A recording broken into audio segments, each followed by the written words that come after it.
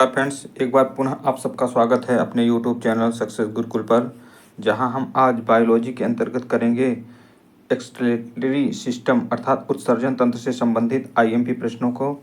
तो ये सभी प्रश्न आपकी परीक्षा के दृष्टि से काफ़ी ज़्यादा इम्पोर्टेंट हैं, तो इन सभी प्रश्नों को आप ध्यान से सुनिएगा। इससे पहले की क्लासेस अगर आपने नहीं देखी है तो ज़रूर हमारे यूट्यूब चैनल में जाएँ और वहाँ के प्ले लिस्ट से सभी टॉपिकों को चैप्टर वाइज तरीके से वीडियो प्रोवाइड कर दी गई है, तो वहाँ से आप देख सकते हैं। बायोलॉजी के अलावा आपको हिस्ट्री और ज्योग्राफी साथ ही इकोनॉमिक्स के भी वीडियो मिल जाएंगे, उन्हें भी आप देख सकते हैं। और आपकी ये तैयारी को बेहतर बनाने की दृष्टि से काफ़ी इम्पोर्टेंट वीडियो है, क्योंकि इसमें सभी टॉपिकों के लगभग जितने इम्पोर्टेंट प्रश्न बनते हैं उन सभी को हमने कवर कर रखा है। तो आइए आज के प्रश्नों को देखते हैं। पहला प्रश्न है कि मानव शरीर में यूरिया का निर्माण किस अंग में होता है। मानव शरीर में यूरिया का निर्माण, यूरिया का फॉर्मेशन जो होता है वो होता है लीवर में अर्थात यकृत में। यकृत का कार्य होता है यूरिया का निर्माण करना। अगला प्रश्न आता है कि एल्कोहल के डिटॉक्सिफिकेशन अर्थात निर्विषण के लिए कौन सा अंग जिम्मेदार होता है, तो वो भी कौन सा है, लीवर। लीवर में ही क्या होता है कि एल्कोहल को डिटॉक्सिफिकेशन किया जाता है, और कई बार जब ज़्यादा एल्कोहल कोई व्यक्ति पीता है तो उसका जो लीवर होता है वो डैमेज हो जाता है। किस कारण से, ज़्यादा एल्कोहल पीने के कारण। तो ज़्यादा एल्कोहल पीने के कारण कौन सा अंग डैमेज हो सकता है, तो वो है लीवर है। नेक्स्ट है कि मानव के शरीर में खून के शुद्धिकरण की प्रक्रिया को क्या कहते हैं। तो खून का जो प्यूरिफिकेशन होता है वो कहलाता है डायलिसिस। डायलिसिस का कार्य होता है जो कि कहाँ, किडनी के में होता है, और किडनी के द्वारा क्या है, ब्लड का प्यूरिफिकेशन होता है। नेक्स्ट आता है, और इसे ही क्या कहते हैं, डायलिसिस को हिंदी में कहते हैं रक्त अपोहन, हालांकि इंग्लिश शब्द ही याद रखिएगा। नेक्स्ट आता है कि सर्वाधिक विषाक्त उत्सर्जी पदार्थ कौन सा होता है। तो मानव शरीर में अगर सबसे ज़्यादा विषाक्त पदार्थ देखा जाए तो वो होता है कौन सा, तो उत्सर्जी पदार्थों में अमोनिया है। यूरिया भी है, लेकिन यूरिया उतना विषाक्त नहीं है जितना कि अमोनिया होता है। नेक्स्ट आता है मूत्र की मात्रा का नियंत्रक है। मूत्र की मात्रा का नियंत्रक कौन सा, ये हार्मोन करता है। ये हार्मोन जो है ये पीयूष ग्लैंड से स्रावित होता है, जिसका नाम है ADH, anti diuretic hormone. Anti diuretic hormone एवं एल्डोस्टेरोन, ये दोनों हार्मोन क्या करते हैं, मूत्र की मात्रा को नियंत्रित करते हैं। अगला प्रश्न आता है कि एक वयस्क मनुष्य के द्वारा एक दिन में उत्सर्जित मूत्र की मात्रा लगभग कितनी होती है। तो एक स्वस्थ मनुष्य के द्वारा जो है मूत्र का उत्सर्जन लगभग 1.5 लीटर के आसपास होता है। अगला प्रश्न है कि कौन सी औषधि है जो मूत्र के स्त्राव को प्रोत्साहित करती है। तो मूत्र के स्त्राव को प्रोत्साहित करती है डाईयूरेटिक जो औषधि है ये मूत्र के स्त्राव को प्रोत्साहित करने का कार्य करती है। अगला आता है बीसल्स रोग अर्थात बीसल्स डिजीज में कौन सा अंग प्रभावित होता है। बील्स रोग है। बील्स रोग क्या करता है, ये किडनी अर्थात वृक्क को प्रभावित करता है, इससे किडनी डैमेज हो सकती है। अगला प्रश्न आता है कि हेमिकॉर्डेटा संघ के जीवों में किसके द्वारा उत्सर्जन होता है। तो हेमिकॉर्डेटा संघ के जो जीव होते हैं इनमें जो उत्सर्जी अंग होता है वो कोशिका गुच्छ होता है, अर्थात ग्लोमेरुलस के द्वारा ही क्या है, ये सब परजीव जो होते हैं हेमिकॉर्डेटा के, वो अपना उत्सर्जन करते हैं। यहाँ विभिन्न जंतुओं के उत्सर्जी अंगों के बारे में दिया गया है कि ये जो जंतु हैं इनमें यूरिया का जो उत्सर्जन है वो किस अंग के द्वारा करते हैं।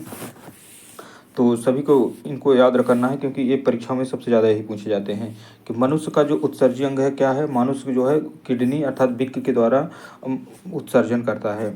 अगला आता है अमीबा का इम्पोर्टेंट है। अमीबा का उत्सर्जी अंग होता है त्वचा और रिक्तिका।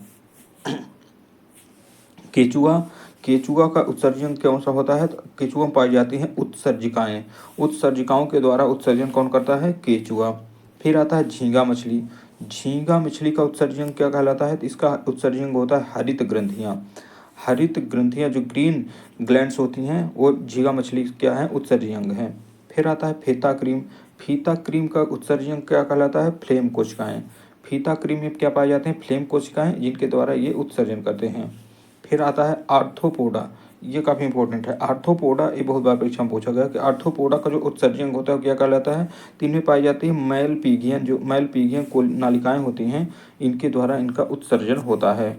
सिलिंट्रेटा, सिलिंट्रेटा का उत्सर्जन क्या कहलाता है? तो सिलिंट्रेटा का उत्सर्जन होता है त्वचा और मुख। त्वचा और मुख से क्या उत्सर्जन करते हैं? सिलिंट्रेटा। एक बार पुनः देख लेते हैं सभी को। तो मनुष्य का उत्सर्जी अंग बिक, अमीबा का उत्सर्जी अंग त्वचा व रिक्तिका, केंचुए का उत्सर्जी अंग उत्सर्जिकाएं, झींगा मछली का ग्रीन ग्लैंड अर्थात हरित ग्रंथियां, फीता क्रीम में होते हैं उत्सर्जी अंग फ्लेम कोशिकाएं, आर्थ्रोपोडा, आर्थ्रोपोडा में होते हैं मैलपीगी नालिकाएं, और सिलिंट्रेटा में क्या होता है? त्वचा व मुख के द्वारा उत्सर्जन होता है। बिक्क में पथरी, बिक्क में किडनी स्टोन या यूरिक अम्ल, जिसे यूरिक एसिड कहते हैं, कैल्शियम ऑक्जेलेट तथा कैल्शियम फास्फेट के कारण बनती है। तो बिक्क की जो पथरी होती है वो यूरिक अम्ल, कैल्शियम ऑक्जेलेट और कैल्शियम फास्फेट के कारण बनती है। अगला जाता है गुर्दे। गुर्दे अर्थात बिक्क की जो कार्यात्मक इकाई है उसे क्या कहते हैं? तो किडनी की जो कार्यात्मक इकाई होती है उसे कहते हैं, सबसे छोटी इकाई होती है नेफ्रॉन। नाखूनों में कौन सा प्रोटीन पाया जाता है? नाखूनों में प्रोटीन होता है केराटिन प्रोटीन। केराटिन प्रोटीन के द्वारा ही क्या है? नाखूनों का निर्माण होता है। नाखूनों में, बालों में और जानवरों के खुरों का जो निर्माण है सब केराटिन प्रोटीन से होता है। नेक्स्ट आता है किडनी। बिक्कों में काम न करने पर रक्त में यूरिया की मात्रा बढ़ जाती, इसे क्या कहते हैं? जब किडनी कार्य नहीं करता है तो शरीर में क्या होता है कि रक्त से यूरिया अलग नहीं हो पाता है, तो इस कारण जो यूरिया की मात्रा शरीर में बढ़ जाती है इसे कहा जाता है यूरीमिया। नेक्स्ट आते हैं अगले प्रश्नों की ओर। नेक्स्ट प्रश्न है कि मनुष्य किस प्रकार का उत्सर्जन पाया जाता है? मनुष्य में उत्सर्जन पाया जाता है उसे कहते हैं यूरियोटेलिक, अर्थात जो जो जो जानवर जो क्या होते हैं, जो जीव यूरिया का उत्सर्जन करते हैं उन्हें यूरियोटेलिक कहते हैं, और जो जो अमोनिया का उत्सर्जन करते हैं उन्हें अमोनियोटेलिक कहा जाता है। और एक होते हैं यूरिक अम्ल, तो जो यूरिक अम्ल का उत्सर्जन करते हैं उन्हें यूरिकोटेलिक कहते हैं। तो इस तरह से 3 प्रकार के उत्सर्जन पाए जाते हैं। अगला प्रश्न है यूरोक्रोम। यूरोक्रोम का निर्माण कैसे होता है? यूरोक्रोम का निर्माण कैसे होता है? तो आरबीसी के हीमोग्लोबिन में क्या है? यूरोक्रोम का निर्माण होता है, यूरोक्रोम का निर्माण। नेक्स्ट प्रश्न आता है कि बिक अर्थात किडनी से प्रति मिनट औसत रक्त प्रवाह कितना होता है? किडनी से प्रति मिनट औसत रक्त प्रवाह कितना होता है? 1 से 1.2 लीटर। 1 से 1.2 लीटर निर्माण होता है किसका? रक्त प्रवाह का। नेक्स्ट आता है बिक्क नालिकाओं के दूरस्थ कुंडलित भाग में मुख्यतः किसका पुनरावशोषण रीअब्जॉर्बेशन होता है? तो बिक्क नालिकाओं के द्वारा क्या दूरस्थ कुंडलित भाग से मुख्यतः सोडियम क्लोराइड का पुनरावशोषण होता है। अगला है कि बिक्क के चारों ओर पाए जाने वाले झिल्लीनुमा आवरण को क्या कहते हैं? तो बिक्क के चारों ओर पाए जाने वाले झिल्लीनुमा आवरण को पेरिटोनियम कहा जाता है। वह बीमारी जिसमें मूत्र के साथ रक्त आता है उसे क्या कहते हैं? ऐसी बीमारी जिसमें मूत्र के साथ रक्त आने हो जाता है उसे हीमोटूरिया कहते हैं। हीमोटूरिया नामक बीमारी में क्या होता है? मूत्र के साथ रक्त भी आने लगता है। शरीर में संपूर्ण रक्त किसके माध्यम से शुद्ध होता है? तो ब्लड का प्यूरिफिकेशन किसके द्वारा होता है? किडनी के द्वारा। बिक्क के द्वारा क्या है? रक्त का शुद्धिकरण होता है, उससे यूरिया को अलग कर दिया जाता है एवं रक्त को अलग होता है। नेक्स्ट आता है केचुहा मुख्य रूप से अमोनोटेलिक। केचुहा क्या है? अमोनोटेलिक है, जो अमोनिया का उत्सर्जन करता है जंतु है। पर्याप्त जल ना होने के कारण ये यूरियोटेलिक अर्थात यूरिया उत्सर्जक हो जाता है। तो केचुहा क्या है? ये 2 तरह के उत्सर्जन करता है। अगर जल में रहेगा तो ये अमोनिया का उत्सर्जन करेगा जिसे फिर अमोनोटेलिक कहेंगे। अगर जल पर्याप्त नहीं है तो फिर ये यूरिया का उत्सर्जन करेगा जिसे क्या कहेंगे? यूरियोटेलिक कहेंगे। कशेरुक जंतुओं में उत्सर्जी अंग देख लेते हैं। तो उत्सर्जी अंग है किडनी। किडनी किनमें होता है? रुधिर से मूत्र के रूप में अत्यधिक जल व नाइट्रोजनी अपशिष्ट पदार्थों जैसे कि यूरिया आदि का उत्सर्जन करता है कौन? बिक्क।